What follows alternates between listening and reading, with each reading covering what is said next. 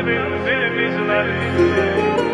Gel, gel zamanın rəhbəri gel, gel cahanın sərvəri gel. Zülfüqarın varisi, ey Əlinin bənzəri gel.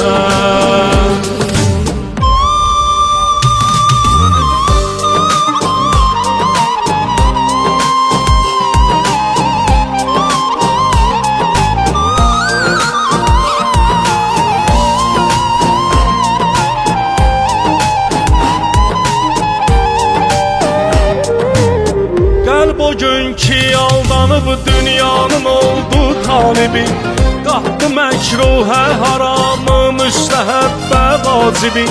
Tək ümid sənsən gəl ey illər, əsrlər qaibi. Ey bu dünyanın xilaskarı, zamanın sahibi. Bizləri hər gün qocaldan illərin hicranıdır. Vəslin əsrətdən yanan aşiqlərin dərmanıdır. Gel, gel zamanın rəhbəri gel, gel cahanın sərvəri gel. Zülfüqarın varisi, ey Əlinin bənzəri gel.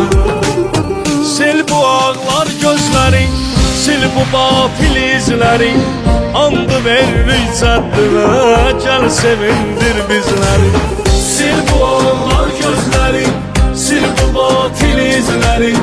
Andı ver rücəddivə, gəl sevindir bizləri.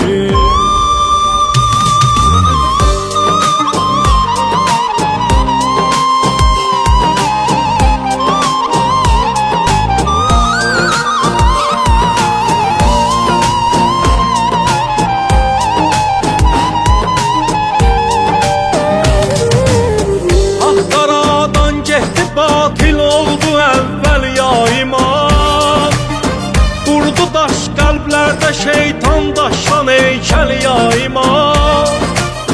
Çarəsizlər ərşə doğru qaldırır əl yaymaq. Gözdən aramsız axan yaşlar deyir gəl yaymaq. Hər gün aşuradır, hər yer Kərbəla meydanıdır.